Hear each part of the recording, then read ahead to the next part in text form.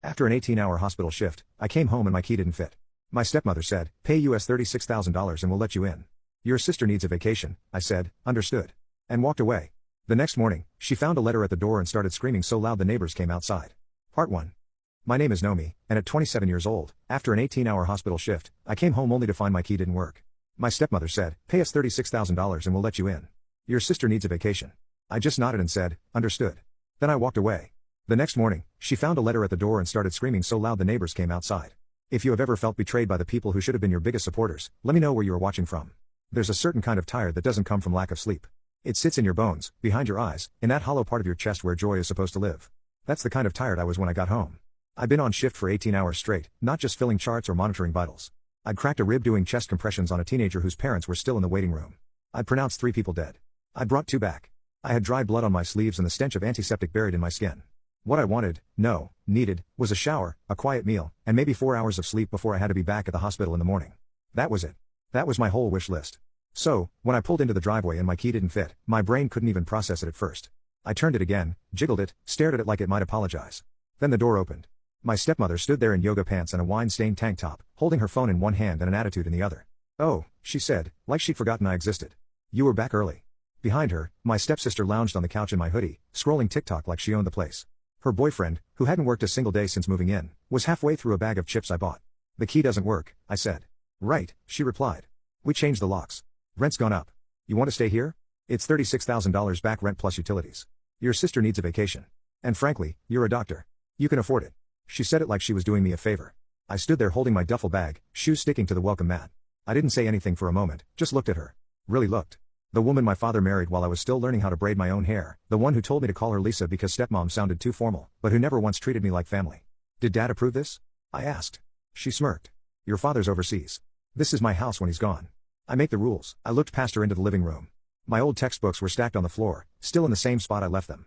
My name was still on some of the utility bills. I'd paid them last month. "Understood," I said. I nodded once, turned, and walked back to my car. I didn't slam the door, didn't yell, just drove off into the night, the ache in my chest sharper than any shift I'd pulled. I slept in the call room at the hospital, on a plastic mattress wrapped in a scratchy blanket that smelled like disinfectant. And while I slept fitfully, shallowly, they celebrated, probably toasted with boxed wine to their genius idea of extorting me. Maybe my stepsister posted about it online, a TikTok with some petty caption about how freeloaders don't get free rides forever. What they didn't know was that I'd been waiting for this moment for years. The next morning, while they were still asleep, probably nursing hangovers and delusions, I drove back, knocked once, then laid the envelope right in the center of the doormat where she'd be sure to see it. Then I parked down the street and waited. 15 minutes later, right on schedule, because she always checked the front step around 9:02 a.m. like clockwork, the front door creaked open. Lisa emerged in fuzzy slippers, holding a mug that said "No One Mom" in peeling glitter. She bent down, picked up the envelope, opened it, and screamed. Not a sharp gasp, not a cry of surprise, but a full-throated, soul-shaking, "Someone has died" scream. Lights flicked on in the house across the street. A dog started barking. Curtains moved. The neighbors came outside. From the safety of my car, I watched her face contort, rage, panic, confusion, like someone had just told her the world was ending. She called for her daughter. My stepsister stumbled out, squinting in the sunlight, took one look at the paper, and started shouting. I didn't move, didn't smile, didn't flinch. I just waited, because this was only the beginning. I used to think of that house as safe. When I was a kid, it was the place I ran to after soccer practice, after school, after heartbreaks and scraped knees. The fridge always had orange Gatorade. My dad always smelled faintly of soap and hospital-grade sanitizer. He'd come home late but still managed to sit beside me while I did homework, nodding off with a medical journal in his lap. My mom kept the house warm, literally and figuratively. She liked throw blankets, cinnamon candles, and hugging too long. Then she died. I was 12 when the car accident happened. One minute she was picking up party favors for my birthday. The next, she was gone. My dad didn't cry at the funeral. He held it together for me. But I remember how tightly he gripped my shoulder in the pew, like if he let go, we'd both collapse. For a while, it was just us. 2 people floating in the same lifeboat, doing our best not to rock it. Then came Lisa. I was 15 when they got married. She had a daughter, Kayla, who was my age, but we couldn't have been more different. Kayla was the kind of girl who called adults by their first names and thought it made her mature.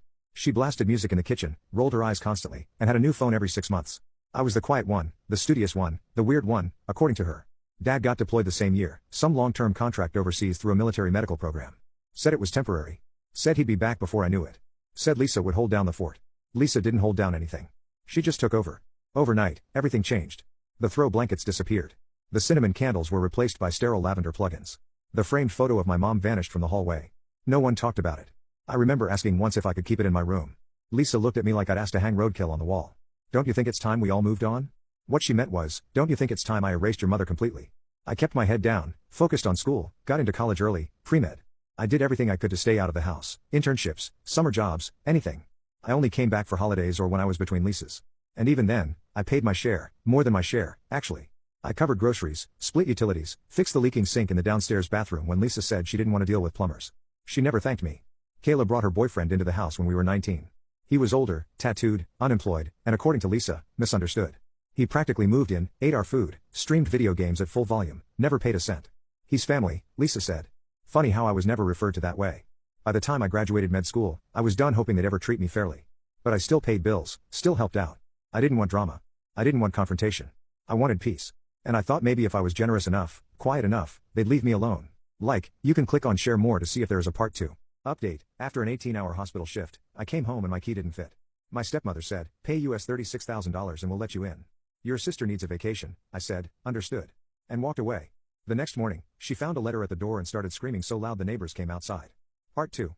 The moment I started earning a real salary, it was like someone flipped a switch. Suddenly, every dinner conversation became about money. Lisa would drop passive-aggressive comments about how expensive it is to raise girls and how I'd lived here for free for so long. Then it got less passive, more aggressive. She started asking if I'd consider contributing a little more, even though I was already paying more than anyone else. She mentioned how Kayla had never gotten a proper vacation and deserved a break. Then, one night, while I was microwaving leftovers I bought myself, she flat out asked me to pay back rent for all the years I'd lived under her roof. Kayla chimed in from the couch, it's only fair. You're a doctor now. I didn't respond. Just stood there staring at the lasagna slowly rotating in the microwave, thinking about how surreal it was to be financially mugged in your own kitchen.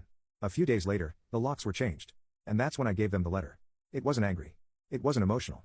It was just business, a clean, formal eviction notice stapled to a copy of the property deed with my name on it. What they didn't know, what they never asked, was that the house had been legally transferred to me when I turned 21. My dad bought it before he married Lisa. It was his outright, and he gifted it to me in a trust, quietly, without a word to her. Just in case, he'd said, I want you to be protected no matter what. I never bragged about it, never used it as leverage. I kept paying bills, kept playing nice, thinking maybe one day they'd treat me like family. Instead, they changed the locks and demanded $36,000. So, I gave them 30 days to leave. They didn't take it well. The moment Lisa saw the letter, her scream echoed down the entire street. Kayla came running, snatched the papers out of her hand, and shouted something I couldn't hear from the car. But judging by the look on her face, it wasn't, thank you. They didn't believe it. We're going to call a lawyer, I heard her say later in a voicemail. This is fake. You had this forged. You think you're clever, but you're not.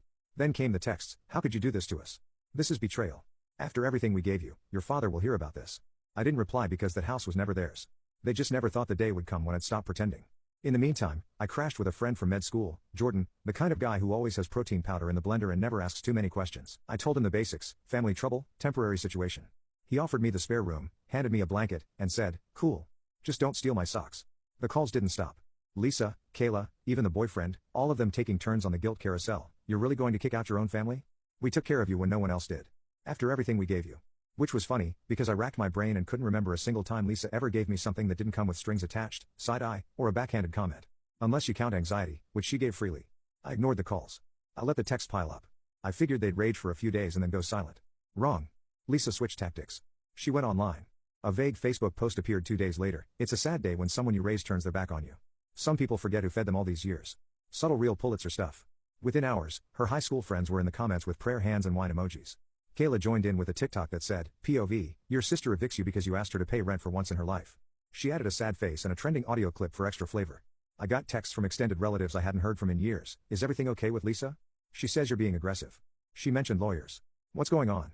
I didn't reply to those either. Instead, I sent my lawyer a folder, copy of the trust, deed transfer, eviction notice, screenshots of Lisa's Facebook post, and Kayla's TikTok. Then, I opened a new folder labeled proof and started saving everything. They were spiraling, and I was documenting it all. Days after the letter, Lisa called again. This time I picked up. So, you're really doing this? She said, skipping. Hello? I am. You'll regret it. This house was a gift to this family. It was a gift to me.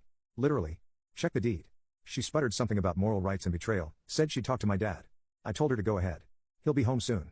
Just wait. Looking forward to it, I said, and hung up. Truth was, I'd already spoken to him. Dad called me the night after the eviction letter went out. He sounded tired, not confused, not angry, just quiet. I figured it would come to this, he said. You knew?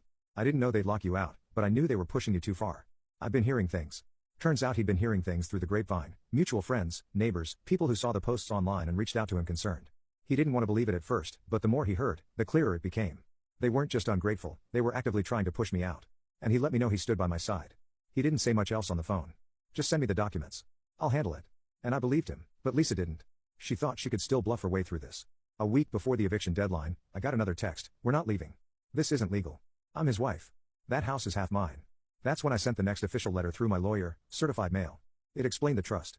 It clarified that the house was my father's separate property, purchased before marriage, and that he had full legal right to gift it to me. The documents were clean, the trust airtight, no loopholes, no mistakes, just facts. I expected silence. Instead, they doubled down. Kayla made another TikTok. This time, she was crying on camera, saying her evil sister was throwing them on the street. Lisa posted another dramatic Facebook status. Some people forget where they came from. We gave her everything. Now she wants us homeless. I screenshotted it, added it to the proof folder. That same day, I got a call from one of the neighbors, a sweet older woman who used to bake cookies when we were kids. "They've been telling people you forged the deed," she said, concerned. "That's fine. I'm not here to win Facebook. I'm here to reclaim my house." You can click on share more to see if there is a part 2. Final update, after an 18-hour hospital shift, I came home and my key didn't fit. My stepmother said, "Pay US $36,000 and we'll let you in. Your sister needs a vacation," I said, "Understood." And walked away. The next morning, she found a letter at the door and started screaming so loud the neighbors came outside. Part 3. Then came the cherry on top. 3 days before the deadline, I went to my car after a long shift and saw a piece of paper taped to my windshield. A printed note, sloppily typed. "If you go through with this, we'll make sure everyone knows what kind of person you really are. Don't test us." No signature, just cowardice and desperation. I smiled, took a photo, and added it to the folder. Because that's the thing about threats, when you've already lost your patience, your peace, and your tolerance, there's nothing left to threaten. Let them talk. Let them post. Let them scream. I had the deed. I had the law. And most importantly, I had enough. The deadline was almost here, and so was my dad. The eviction deadline came on a Thursday. I didn't sleep the night before, not because I was nervous, but because I was ready. The kind of ready where your chest is tight and your thoughts are laser focused. I had the documents printed. I had the attorney on standby. And I had my patience buried somewhere deep beneath 6 years of silence. They hadn't packed. Of course they hadn't. The curtains were still drawn. Kayla's boyfriend's car was still in the driveway. Someone had left a pizza box on the porch like that was going to scare me off. At exactly 10 a.m. I arrived, not in scrubs, not straight from a shift. I took the day off, wore a button-down shirt, even combed my hair. If they were going to see me as the villain, I might as well look put together while doing it. I knocked once. Lisa answered, no makeup, arms crossed. She didn't look surprised to see me, just smug. "We're not leaving." "Then this will be the last time I ask nicely. You think you can bully your way into your father's house?" I held up a copy of the deed. "This isn't his house. It's mine. You have 30 minutes. She laughed. Actually laughed. "You really think you can kick out your own family?" "I already did. The papers were filed weeks ago. You've ignored every deadline." Kayla came to the door next, eyes puffy like she hadn't slept or maybe had just finished her third meltdown of the morning. "This is illegal. You're throwing us into the street." "No," I said. "You chose not to leave. I gave you every chance." She glanced behind her. "We called Dad. He's on his way." "Good. I hope he makes it before the sheriff does." And right on cue, a car pulled up to the curb. My dad stepped out. Slower than I remembered, but his presence still commanding. Military background never quite leaves a person, even when they're in a cardigan. He walked up the path and looked at me first, not Lisa, not Kayla, me. "Do you have a minute?" We stepped aside just far enough so the others couldn't hear. "I read everything," he said. "Every document, every message you forwarded. I'm sorry it got to this. I should have come home sooner. It's handled mostly." He nodded, then handed me an envelope. "What's this?" "Divorce papers. I filed them overseas. This is just the notarized confirmation." I stared at the envelope, then back at him. "She never cared about this family," he said. "She cared about control, about appearances, about bleeding you dry. I saw it too late, but I see it now." I didn't say anything. I didn't need to. Then he added, quieter, almost sheepish, "I met someone overseas. She's kind, gentle. She reminds me of your mom in ways that make me feel like myself again." I blinked hard. "I'm not replacing her," he added quickly. "But I think I deserve happiness, too." "You do." We turned back toward the house. Lisa and Kayla were now on the porch, watching us like hawks, circling over their last defense. My father walked up first. "Come even. I know everything." Lisa blinked. "Everything? What?" "The lies, the posts, the threats, the way you treated my daughter.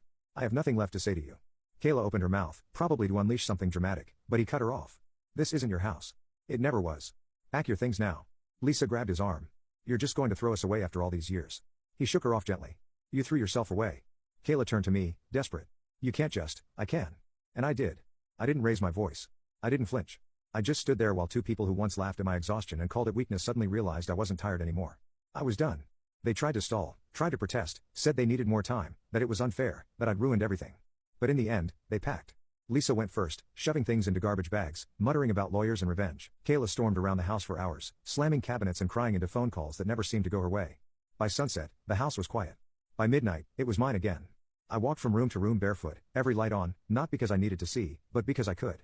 Because for the first time in years, the space didn't feel like a trap. It felt like a home. No tension in the walls.